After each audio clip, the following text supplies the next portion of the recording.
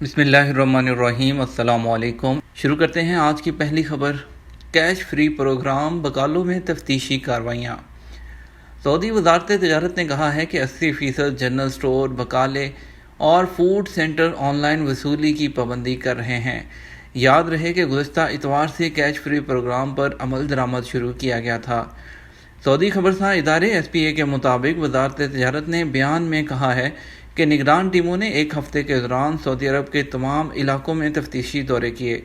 Inspectors نے on line وصولی کی پابندی نہ کرنے والے اداروں کے خلاف ورزیاں ریکارڈ کی۔ مجموعی طور پر 20% ادارے ایسے پائے گئے جو پروگرام کی پابندی نہیں کر رہے تھے۔ واضح رہے کہ سعودی وزارت تجارت نے مقامی شہریوں کے نام سے غیر ملکیوں کے کاروبار کے راج کو ختم کرنے کے لیے کیش فری پروگرام نافذ کرایا ہے۔ اس کی بدولت فوڈ سینٹرز اور بقالوں کو آن لائن وصولی کا پابند بنا دیا گیا ہے۔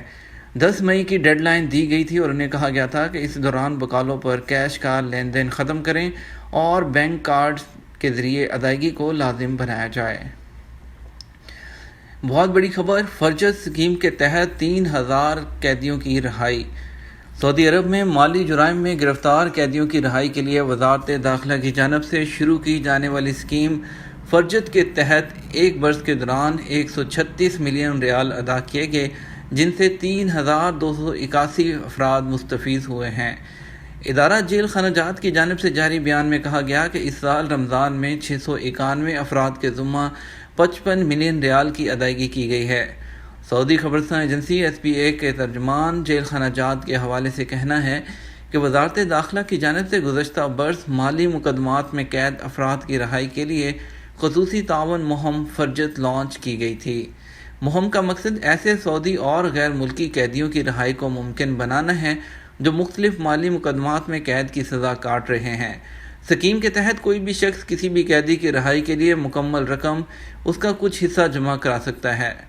فرجت اسکیم میں لاگ ان کرنے کے بعد قیدیوں کے براؤز میں وہ قیدیوں کے بارے میں تفصیلات درج ہوتی ہیں جن میں ان کے ذمہ واجب الادا رقم اور ان کی شہریت درج ہوتی ہے، جبکہ شناخت کو رازداری کی وجہ سے بیان نہیں کیا جاتا۔ سعودی عرب سے پاکستانیوں کی واپسی کیسے ہو رہی ہے؟ کرونا وائرس سے بچاؤ اور اس کے پھیلاؤ کو روکنے کے لیے دنیا بھر کی طرح سعودی عرب میں بھی احتیاطی تدابیر کے تحت کئی پابندیاں عائد ہیں۔ پاکستانی سفارت خانے اور قونصلیٹ نے عارضی طور پر قونصلر خدمات معطل کر رکھی ہیں۔ سعودی عرب میں مقیم پاکستانیوں کی بڑی تعداد نے سفارت خانے سے سوالات پوچھے ہیں، ان کے جوابات موصول ہوئے ہیں، جس میں سفری پابندیوں کے خاتمے، قونصلر سروسز سے متعلق اور اس کے علاوہ حروب کے متعلق سوالات تھے۔ اقامے کی مدت ختم ہونا یا حروب لگنا، یہ وہ سوال ہے جو اس وقت بہت زیادہ پوچھا جاتا ہے۔ اس وقت وہ پاکستانی اور وہ دوسرے انڈین اور بنگلہ دیشی وہ سب زیادہ مشکل میں ہیں جن کا حروب لگا ہوا ہے یا جن کے اقامے کی مدت ختم ہو گئی ہے اور وہ غیر قانونی طور پر مملکت میں مقیم ہیں۔ قونصلیٹ اور سفارت خانے نے کورونا کی وبا پھیلنے سے قبل ایسے افراد کو وطن واپس بھیجنے کا سلسلہ شروع کیا تھا۔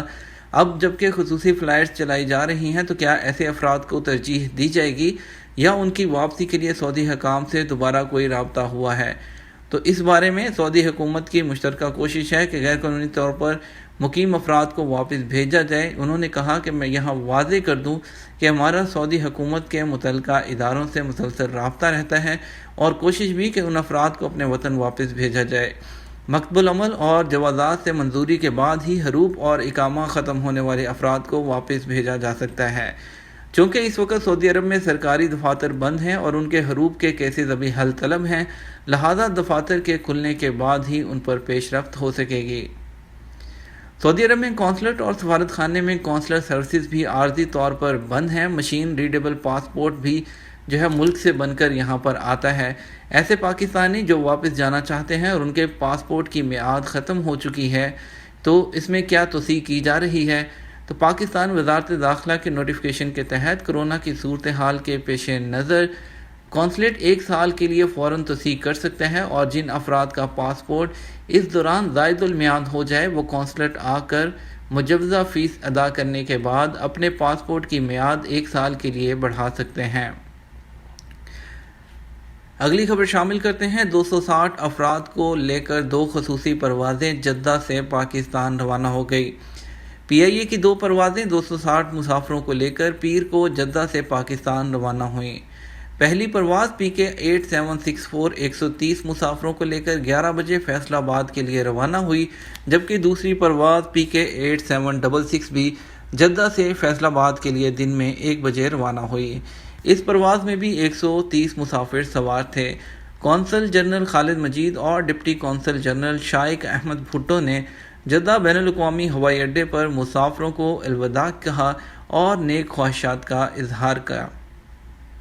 قونصل جنرل نے مسافروں سے گفتگو کرتے ہوئے بتایا کہ حکومت پاکستان نے کرونا وائرس کے پھیلنے کے بعد سعودی عرب میں پھنسے پاکستانیوں کے لیے خصوصی پروازوں کا سلسلہ شروع کیا ہے۔ ہندوستان اور پاکستان میں ہوائی سفر کی دوبارہ شروعات مختلف ہے۔ آپ کو بتاتے چلیں کہ ہمسایہ ملک پاکستان سے زیادہ محتاط رویہ اختیار کر رہا ہے اور پاکستان تقریباً اپنا فضائی آپریشن شروع کرنے والا ہے۔ حکومت کی جانب سے اس ماہ کے آخر تک لاک ڈاؤن میں توسیع کے بعد کم از کم جون تک انڈیا میں کوئی کمرشل پرواز نہیں ہوگی۔ بھارت کے directorate general civil aviation DGCA کے سرکاری ٹویٹر اکاؤنٹ پر شائع ایک سرکلر میں کہا گیا ہے کہ اب ملکی اور بین الاقوامی دونوں پروازوں پر 31 مئی 2020 تک پابندی ہوگی۔ بھارت کی پچھلی لاک ڈاؤن میں توسیع اور پرواز میں پابندی کا کل وہ دورانیہ ختم ہونے والا تھا، اب تیسری بار اس میں توسیع کر دی گئی ہے۔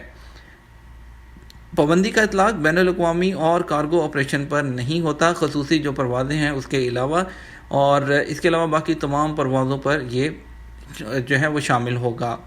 تاہم اس بات کا اعادہ کیا گیا ہے کہ غیر ملکی اور ڈومیسٹک پروازوں کو مناسب طور پر ان کارروائیوں کے آغاز کے بارے میں متعلقہ کیا جائے گا، چاہے وہ بین الاقوامی سطح پر بھارت سے ہوں یا مناسب طور پر باہر سے ہوں۔ دراصل پاکستان نے 16 مئی سے پاکستان میں بڑے شہروں کے درمیان سفر کرنے میں مسافروں کو درپیش مشکلات کے پیش نظر کچھ ڈومیسٹک فلائٹس کو اجازت دینا شروع کر دی ہے۔ پاکستان کے ایویشن ڈویژن کے ذریعے ٹویٹر پر شائع ہونے والے ایک سرکلر کے مطابق اسلام آباد، کراچی، لاہور، پشاور اور کوئٹہ سمیت 5 بڑے ہوائی اڈوں سے محدود پیمانے پر ڈومیسٹک پروازوں کی بھی اجازت دے دی گئی ہے۔ اس کے علاوہ پاکستان انٹرنیشنل ایئر لائنز اور سیرین ایئر لائنز پروازوں کو چلائیں گی، اور ایویشن ڈویژن نے کرونا وائرس کے خلاف متعدد حفاظتی اقدامات کا ارادہ کیا ہے۔